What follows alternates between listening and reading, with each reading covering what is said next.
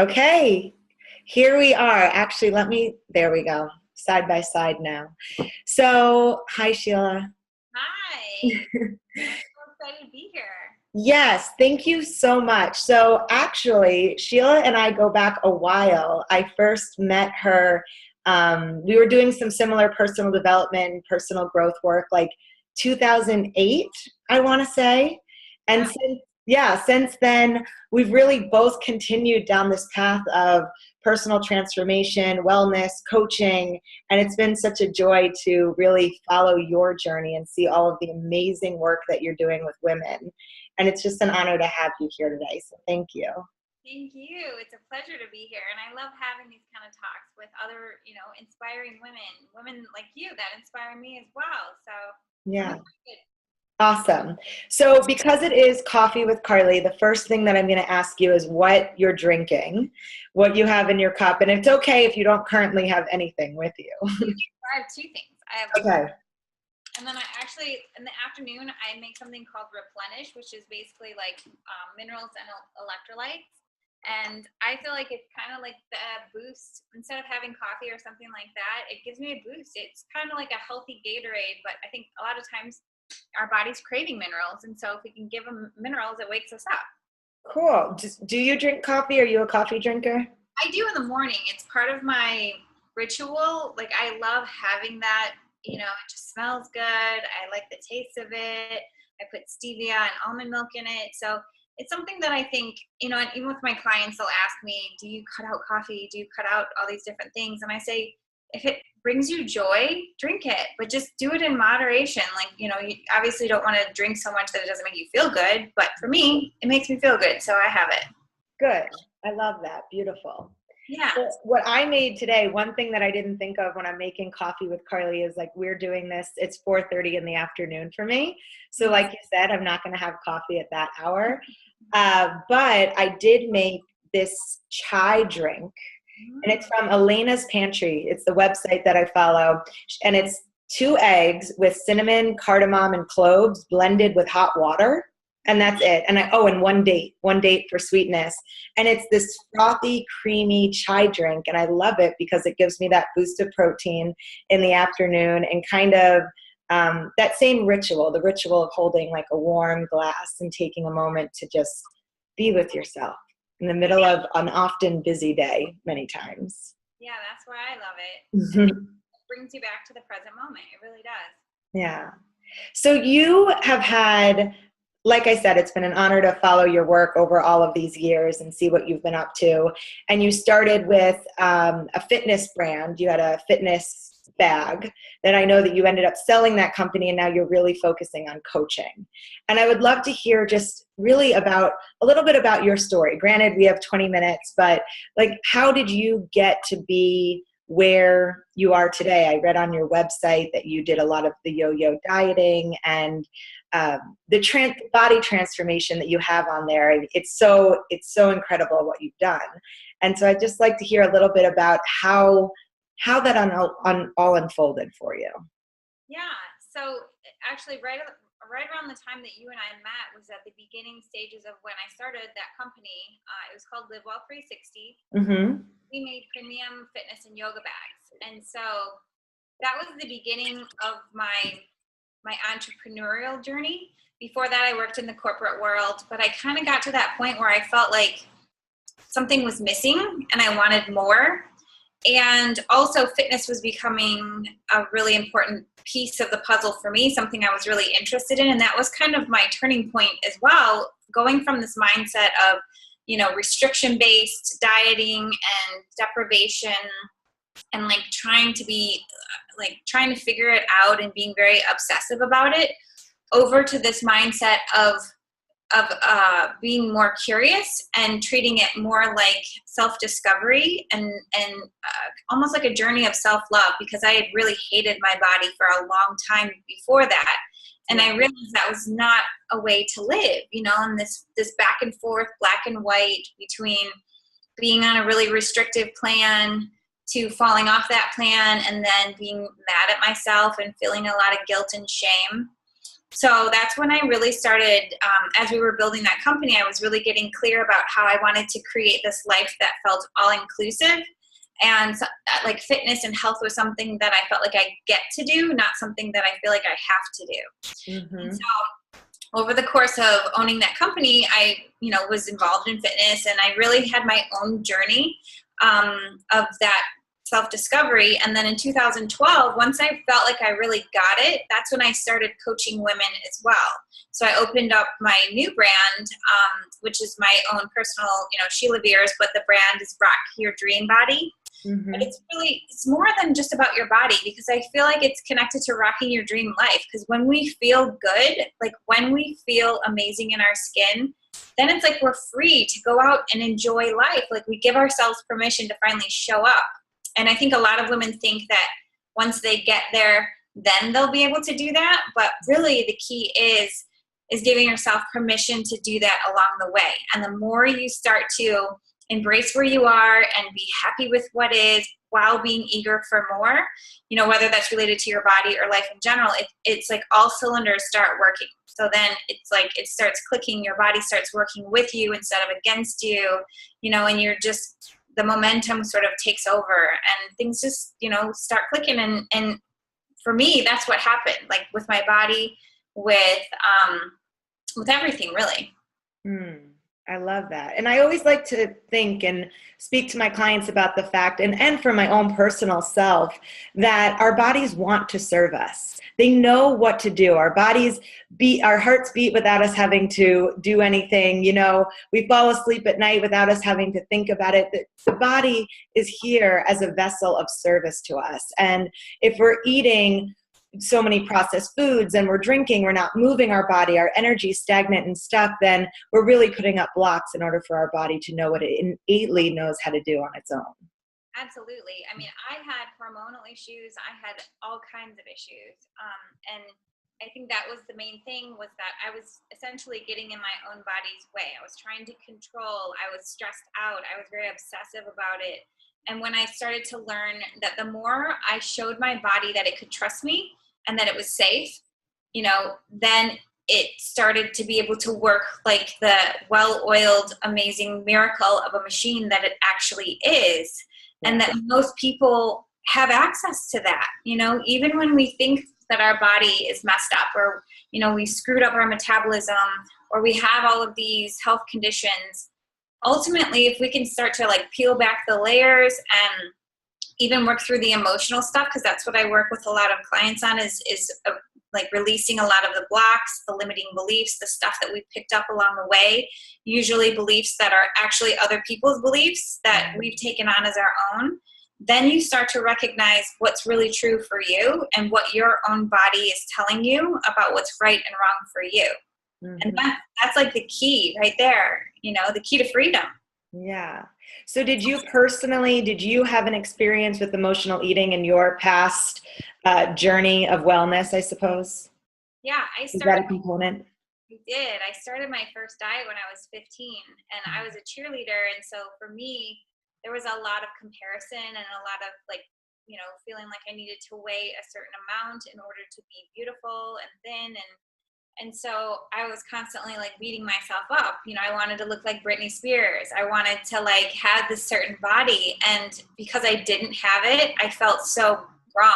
I felt so just out of whack, so much guilt and shame. And so that would typically lead me to trying these really restrictive diets, which then I couldn't maintain. I remember one time I was eating like plain tuna fish and tomatoes for lunch or something at school, in high school. And then I would binge, and then in college, I went through the normal, not normal, but the usual, like a lot of people, they're drinking and they're trying to find themselves. And I just was really disconnected from myself. And then in the corporate world, I just really started, I got a lot of other things in place. And then my body was kind of like the last holdout. And that was the one thing that I was like trying to control the most, and it just wasn't working. Yeah. And that's when I just started to realize this doesn't feel good. Like I want to be able to participate in the office birthday parties and not avoid them because I'm afraid I'm going to eat cake. Or, I want to be able to go out with my girlfriends and have a good night out and not be tempted by all these things that I feel like are going to, ruin me or make me feel shame later. So I felt like I needed to figure out how to give myself the freedom to be able to do these things, but in a way that was structured enough that I felt safe, but satisfying because I was ultimately living my life. And that's what I teach now, is this balance between structure and freedom and finding what's the right fit for you on your journey that, it changes all the time. Like the amount of structure and guidelines that you need at one point might be different than another, but you have to get to that place where you feel safe so that you can experiment with freedom in a way that allows you to ultimately become more and more and more free. Yeah, I think what I think about when I hear you saying this is my own experience was that I had to, because I had an eating disorder, and I would want it all. I would restricted so much that I went all the way to the other side and I wanted all of it. So there had to be a period of time where I didn't have anything. I couldn't have the pizza. I couldn't have ice cream, because if I ate a little bit, it would set me off for the entire night, because I hadn't learned strong enough habits for my own self yet. Where now a lot of what I speak about is like, now I can go out and I can have pizza and I can have beer, and then I'm fine. And I have 2 pieces, I have a beer, and then I'm done. I'm not trying to like go through the cabinet and see where I can sneak other food and get more treats, because I've regulated my body, my metabolism, my hormones, my mind, and really understood that I guess I changed my relationship with food, right? At the end of the day, it's really about changing the relationship with food. And that can take a little while to do. And a lot of experimenting. So a mutual friend of ours, Greg, he told me once in a business conversation, act, analyze, adjust.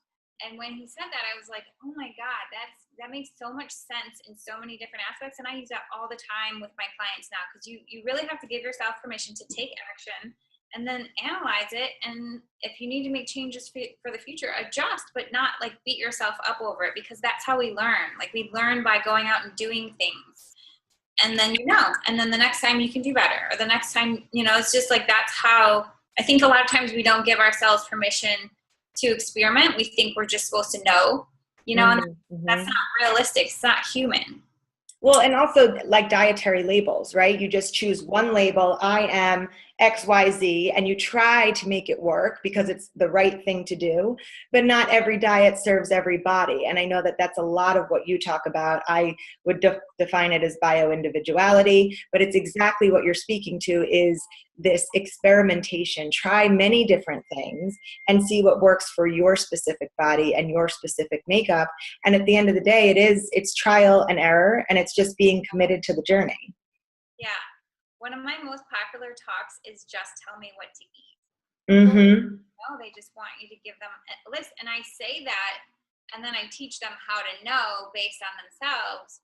But they think they're coming because I'm going to give them a list. But if it was that simple, then, if we knew like eat spinach and blueberries and these things, like then why is it not happening? Like there's all this other stuff, behavioral and, our schedules and our constant need to push ourselves and stress ourselves out, our disconnection from our body. That's all the stuff that's really blocking us. So what does a day in the life of Sheila look like? Well, it depends. So I've been traveling a lot more. So those days are more fly by the seat of my pants, which is and fun because it's challenging me in new ways to be able to maneuver and not have access to all my usual stuff and learn how to be okay or find what I need, or, it's again, kind of another level of adventure for me. And I want to mention that that's one of the amazing things that I see in you, is that you're in Vegas, you're hanging out, you're partying, you're doing your thing, and you're still talking about how to honor and respect your body, even in that. It's not like, hey, I'm going to go to the Vegas for the weekend. And what happens when many people go on vacation? I'm on vacation. I can do whatever I want, right? So there's an aspect of honoring and respecting and nourishing your body every single moment of every day, no matter, maybe sometimes it looks like a cocktail and it looks like a beautiful dinner out with friends, and sometimes it looks like a green smoothie at home. Yeah. And that's the balance. It's really that way to be able to feel good in the moment, like being present, like allowing yourself to receive pleasure from whatever it is that you're doing, and also be conscious enough so that later on you're going to feel good too, because that's what we want, right? We just want to keep being able to feel good so we can keep going and doing the things that we want. So that's part of the gauge when it comes to, you know, for me going to Vegas or being on vacation. One of the things I got from Abraham Hicks is that there's always more. It's not the last opportunity for you ever to have a cocktail or this particular dessert. So don't ever feel like you have to eat it all right now. Like there's always, we live in the most abundant place in the world, right? So we have access to pretty much anything we want anytime. So there's no like pressure on us to take it all in right now just because it's in front of us. If you just relax and realize like I have access to everything that I need whenever I need it, I don't have to go overboard right now. So that was a really cool tip for me that I've used traveling and everywhere else. But a typical day, if I'm at home, sometimes I get up at 5 o'clock in the morning to get my workout in, like today, where I have, you know, a lot of stuff going on, things that I'm excited about. And I will tell you, my ultimate goal is to wake up every day excited about whatever it is that I get to do that day, you know, and that's something that I mostly get to do that, but it's something that will always be, you know, like something that you're fine tuning or working through the bugs on and stuff. But I love living a life where I don't feel like there's a difference between a work day and a vacation day, like where it's fun no matter what it is that I'm doing. That's the life that I'm looking to create for myself. So even on the days where I have to wake up really early, I still feel excited because I get to have conversations like this. I get to work with clients that are super inspiring, and it's like so fun to witness them coming into their power. Like I just got off a phone call with a client today. I'm like, you're just amazing. I'm just so proud of you. So, you know, that's fun for me. So basically, you know, workout, phone calls, sometimes I'm writing, you know, and I fit in my meals. So I literally schedule like everything into my calendar, and I have a lot of reoccurring events, like especially important things. Like I schedule in my meals, I schedule in my workouts. Sometimes I'll schedule in my meditations, and then they're just reoccurring events, so I can adjust them and make sure I have time for them. And if it needs to move, it will, but at least it's in there. So, I mean, it's like no day is exactly the same, but for the most part, it's some organization of calls, writing, outreach, interviews like this, and then my travel days. Beautiful. And do you have any go-to meals? Do you let it be kind of play out as based off where you are, what's going on, or do you have, this is my go-to breakfast, this is a lunch that I love to have? I would say I'm definitely a creature of habit, and especially when it's just me, I will tend to eat the same things because it's easy. Yep. Unless I'm cooking a meal for friends or unless I'm going out. That's why I really enjoy going out to dinner, because then that's like gives you sort of like that whole fun experience of trying something new and having it be a whole experience. I have my shakes, like my usual shakes. I have oatmeal. I love doing oatmeal with like chocolate with cacao powder in it. Peanut butter, of course, yogurt and fruit. Then for dinner, sometimes I'll do salads. Even when I'm on the go, like sometimes Chipotle, honestly, is something that I'll grab because, you know, like if I need something quick, I don't do it all the time, but it's a quick and easy thing for me to just grab a salad bowl and chicken and some veggies and stuff on it. But for the most part, I'm cooking at home when I'm at home. I like meatloaf, like turkey meatloaf with barbecue sauce on it. I love tacos, fajitas. I love Mexican food. Pretty simple. That all sounds amazing. I'm ready for dinner now. I'm actually hoping to work on my cookbook. I had a cookbook previously, and then now I just have it as part of one of my programs, my Rock Your Dream Body Immersion. But I want to bring it back out, update it, and get back into cooking again. That's one of my goals for 2016 is like really start cooking again. I love it. So is the Rock Your Dream Body the way that most clients work with you then? Yeah. So I have digital programs or versions of it on my site. And there's a couple different options. There's a 6-week course, and then there's a 6-month course. And the 6-month course, I also offer in group format and one-on-one as well, because I feel like that's the best container for most people. To have that 6 months is a good amount of space to be able to practice, to learn the things. Like I have 12 modules that they get over the course of that time, and then they're able to work through them, practice, act, analyze, adjust. And then if it's one-on-one or in the group format, we get on the phone, we talk through real life stuff that comes up, and really just kind of set them up for that long-term sustainable success. Beautiful. And your website is? SheilaViers.com. SheilaViers.com. Beautiful. All right. Well, thank you so much. I really, really appreciate your time, and you're just such a wealth of knowledge and truly someone who's living what you talk about. So thank you for that. And what's your Instagram, Sheila? It's Sheila Viers. So there we are. Across the board, we've got her. The only thing that's different is Facebook is Sheila J. Viers, but everything else is Sheila Viers. I'm on YouTube, Instagram, everywhere. Cool. Thank you so much. So good to see you, and I really appreciate your time today. Thank you, Carly. It was fun. Have a good day. I'll talk to you later.